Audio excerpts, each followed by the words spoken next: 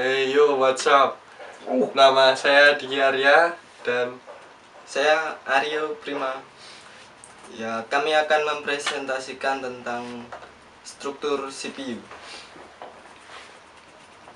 Ya. Yang pertama, unit pemrosesan sentral atau UPS. Merujuk pada perangkat keras komputer yang memahami dan melaksanakan perintah dan data dari perangkat lunak. Istilah lainnya pemroses atau prosesor, sering digunakan untuk menyebut CPU. sejak pertengahan tahun 1970-an, mikroprosesor sirkuit terpadu tunggal ini telah umum digunakan dan menjadi aspek penting dalam penerapan CPU. CPU merupakan bagian utama dari komputer karena prosesor berfungsi untuk mengatur semua aktivitas yang ada pada komputer. Kecepatan eksekusi prosesor tergantung apalagi pada frekuensinya satuan adalah MHz atau megahertz Ya. atau GHz atau 1 GHz sama dengan 1000 MHz. Oke, yang selanjutnya komponen utama dari CPU terbagi menjadi beberapa macam, yaitu sebagai berikut. Yang pertama, unit control yang mampu mengatur jalannya program. Komponen ini sudah pasti terdapat dalam semua CPU yang kalian gunakan ya guys. CPU bertugas mengontrol komputer sehingga terjadi sinkronisasi kerja antara komponen dalam menjalankan fungsi-fungsi operasinya. Yaitu termasuk dalam tanggung jawab unit control adalah mengambil instruksi-instruksi dari memori utama dan menentukan jenis instruksi tersebut. Jadi bila ada instruksi untuk perhitungan aritmatika atau perbandingan logika, maka unit kendali akan mengirim instruksi tersebut ke ALU. Hasil dari pengolahan data dibawa oleh unit kendali ke memori utama untuk disimpan dan pada saat akan disajikan ke alat output. Dengan demikian, tugas dari unit kendali adalah antara lainnya mengatur dan mengendalikan alat-alat masukan atau input dan keluaran atau outputnya. Yang kedua, mengambil instruksi-instruksi dari memori utama. Yang ketiga, mengambil data dari memori utama jika diperlukan untuk diproses.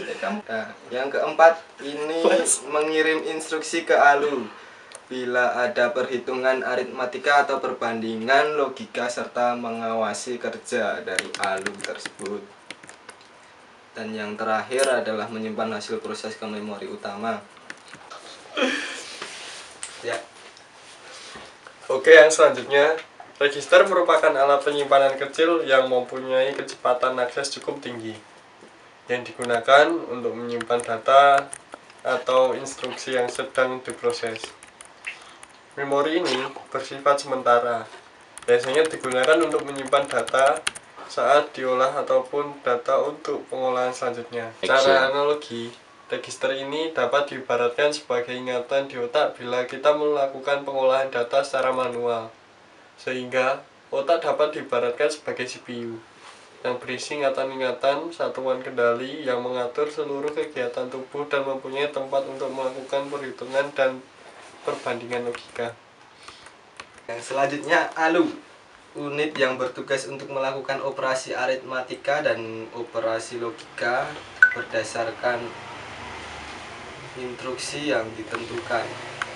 ALU sering disebut mesin bahasa karena bagian ini ALU terdiri dari dua bagian, yaitu unit aritmatika dan unit logika boolean, yang masing-masing memiliki spesifikasi dan tugas tersendiri.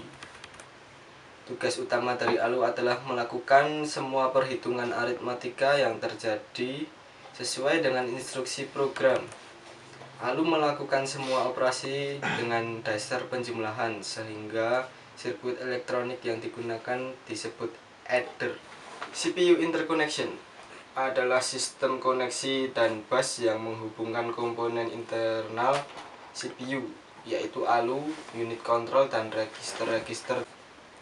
Selanjutnya kita bahas cara kerja CPU. Lanjut lagi, Ngomong apa? cara kerja CPU. Saat data dan instruksi dimasukkan ke processing device, pertama sekali diletakkan di MAA atau melalui input storage. Apabila berbentuk instruksi ditampung oleh control unit di program storage. Namun, apabila berbentuk data ditampung di working storage, jika register siap untuk menerima pengerjaan eksekusi, maka control unit akan mengambil instruksi dan program storage untuk ditampung ke instruction register. Sedangkan alamat memori yang berisikan instruksi tersebut ditampung di program counter. Sedangkan data diambil oleh control unit dari working storage untuk ditampung di general purpose register, atau dalam hal ini di operand register. Jika berdasarkan instruksi pengerjaan yang dilakukan adalah aritmatika dan logika, maka ALU akan mengambil alih operasi untuk mengerjakan berdasarkan instruksi yang ditetapkan. Hasilnya ditampung di akumulator. Apabila hasil pengolahan telah selesai, maka control unit akan mengambil hasil pengolahan di akumulator untuk ditampung kembali ke working storage. Jika pengerjaan keseluruhan telah selesai, maka control unit akan menjemput hasil pengolahan dari working storage untuk ditampung ke output storage. Lalu selanjutnya, dari output storage, hasil pengolahan akan ditampilkan ke output device. Selanjutnya, fungsi dari CPU. CPU berfungsi seperti kalkulator, kalau kalian tahu ya. Hanya saja CPU jauh lebih kuat daya pemrosesannya. Fungsi utamanya adalah melakukan operasi aritmatika dan logika terhadap data yang diambil dari memori atau dari informasi yang dimasukkan melalui beberapa perangkat keras seperti papan tombol pemindai, tuas kontrol maupun tetikus, mouse nggak tahu. CPU kontrol menggunakan sekumpulan instruksi perangkat lunak komputer. Perangkat lunak tersebut dapat dijalankan oleh CPU dengan membacanya dari media penyimpanan seperti hard disk, disket, itu ya.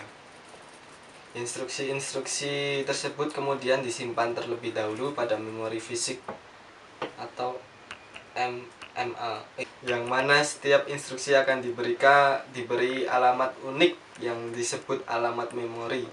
Selanjutnya dapat mengakses data-data pada MEA dengan menentukan alamat data yang dikehendaki. Jadi saat sebuah program dieksekusi, data mengalir dari RAM ke sebuah unit disebut dengan bus yang menghubungkan antara CPU dengan MEA. Data kemudian didekode dengan menggunakan unit proses yang disebut sebagai pendekoder instruksi. Selama proses ini terjadi, sebuah unit dalam CPU yang disebut dengan penghitung program akan memantau instruksi yang sukses dijalankan supaya instruksi tersebut dapat dieksekusi dengan urutan yang benar dan sesuai. Ya, demikian presentasi dari kami berdua. Ya, jangan lupa subscribe YouTube kami ya di bawah sini. Ya, kalau muncul ya, kalau enggak ya udah enggak apa-apa. Enggak usah. Ya. Kalau bisa enggak usah subscribe enggak apa-apa. Wah, lebih bagus. Enggak usah nonton sekalian enggak apa-apa. Baik. Dislike kalau bisa.